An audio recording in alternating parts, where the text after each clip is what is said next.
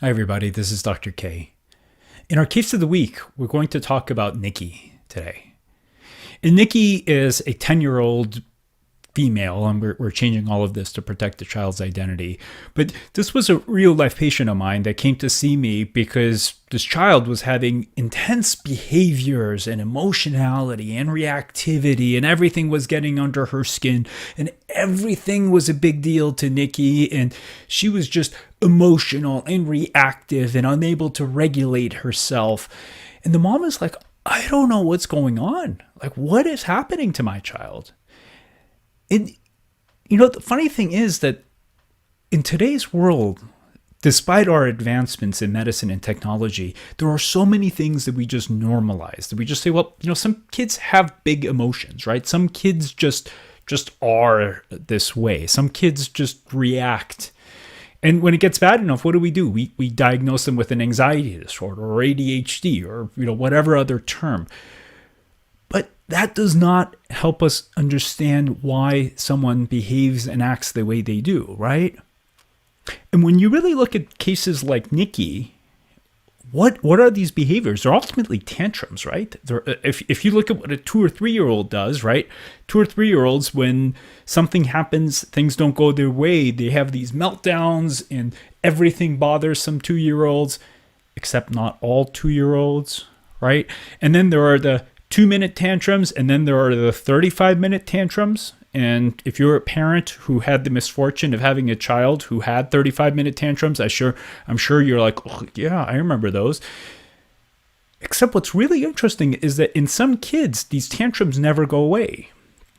And in the case of Nikki, she was one of those individuals that really never resolved the 2 or 3 year old tantrums. So what are these issues? Why is it that some people have these big emotions, as we call them? What causes some individuals, and there are adults, there are some of you adults who are still having tantrums. And you know what? To be frankly speaking, when I'm not well, when I am unhealthy, when I haven't taken care of myself, I experience what feels like a tantrum, except I have the self-control to be like, oh my God, I'm having a tantrum. And, I have to kind of contain it within. But the whole purpose of this discussion of Nikki is for us to stand back and ask that question, what at our physiological level would ultimately cause this thing, the brain, to be in such a volatile state where little things become huge things? What causes emotional instability to the point where we have what looks like a tantrum in an 11-year-old? And in the case of Nikki, it was actually really simple. So we ran some blood work, and you don't necessarily need to, but she ended up having one of the worst cases of an adrenal imbalance that I had seen in a very, very long time. And how you know if there's an adrenal imbalance is actually really simple. Despite a really good night's rest, and for someone like Nikki, it would be about 10 hours, you still wake up irritable or tired in the morning. Some individuals take a long time to get going in the mornings. That's actually one of the first telltale signs. So presuming there's no sleep apnea, presuming there's no choking, gagging, loud snoring while we sleep, presuming you've gotten enough sleep, people who have an adrenal imbalance are really slow to get going in the mornings, and they need a long time to really piece themselves together. And if you disrupt that, they actually become sometimes irritable or agitated, especially in the children. Another telltale sign is in the younger individuals, around 2 to 4 o'clock, which is typically the time that school ends, they're very either irritable. So they come home from school, but they're agitated and they're irritable and they're crabby, or they're tired. And I have some patients, 10, 12 years old, they actually fall asleep in the car coming home. And the parents are like, yeah, he or she still needs a nap in the afternoons. And while we're driving home for like 20 minutes, they take a little cat nap and then they wake up. I'm like, that's interesting. The other thing is, and this is another really telltale sign, is that a lot of these individuals, so morning slump, afternoon slump, and then what happens in the evening? All of a sudden, it's like they had 15 shots of coffee. And then They're just wired awake and they can't wind down, and you have to give them melatonin or magnesium or whatever. And that is actually part of their physiology. So when we wake up in the mornings, the body needs cortisol to get going. Cortisol is actually what wakes us up in the mornings. There's a massive search. And if you do a search for cortisol curve during the day, or diurnal cortisol curve, if you want to get really fancy, you'll actually see the body produces a ton of cortisol. In the afternoons, it kind of slumps down.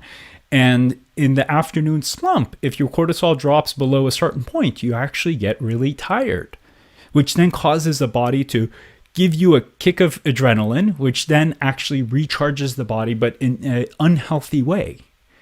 So what did we do for Nikki? What was the magic plan? So I ended up giving Nikki an adrenal mix, which is basically blackcurrant. And for those of you that are interested, on our store.holistickids.com, or if you just go to Holistic Kids, we actually have it available with the dosing there. But you can also buy just blackcurrant or ribes nigrum directly from Amazon, Pure Formulas. There's a ton of websites that sell it. We basically gave Nikki a specialized adrenal mix. And we also did a little bit of metabolic support, because typically what I found is for the kids who are most affected by their adrenal glands, typically they have an underlying metabolic issue. And we did this.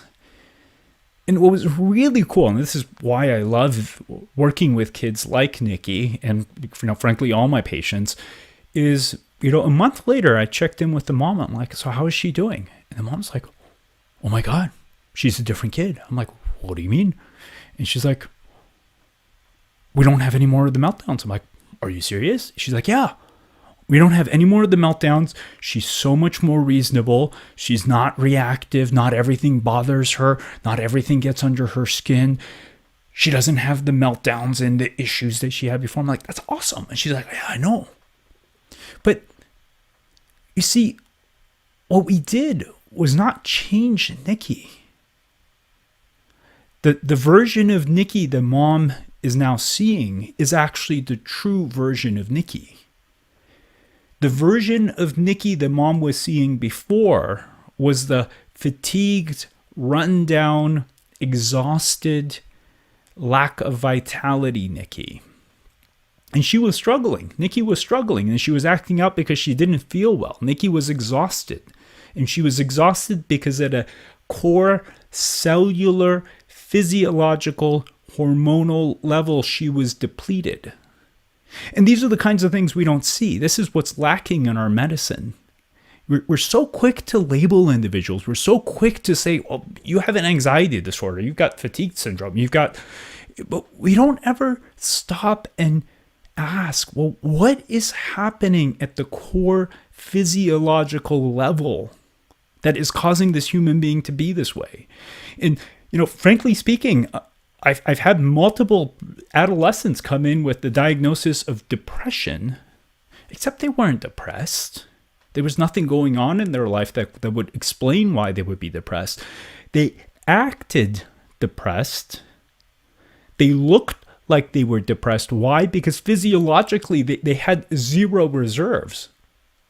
If your car wouldn't start because your gas tank is empty, would you label your car as, oh, my car is depressed? No, you go put gasoline in the car and then get the car the fuel it needs to run. There are human beings, there are children, there are people who have the equivalent of an empty gas tank. And they are so physiologically depleted, they are so physiologically exhausted that they can't function. And how that lack of functioning shows up as is what we call depression. If Nikki was a little bit older and things had gotten a little bit worse, chances are she would have been diagnosed with either depression or anxiety or both. And the whole purpose of these discussions is for us to start really standing back and saying, God, why does this person feel completely depleted even though they've slept an adequate amount of time? Why are they tired all the time? Why do they lack energy? Why do they lack resiliency? And when we can start having these discussions and asking these questions and understanding these things, the answers become very easy. You can buy these metabolic supplements anywhere, and they're not that expensive.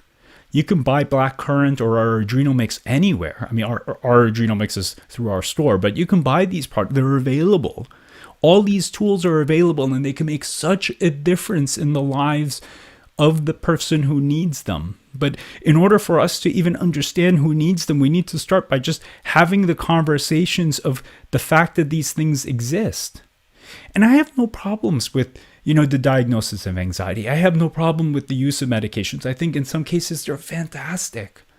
They can make such a world of difference in some people.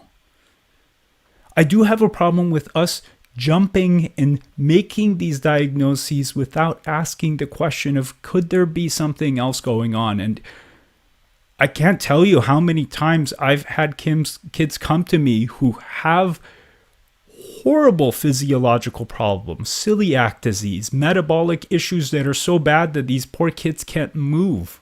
And we are just medicating them because we don't know what else to do. And that's the whole point of this discussion, for us to start talking about what else is there that we can do?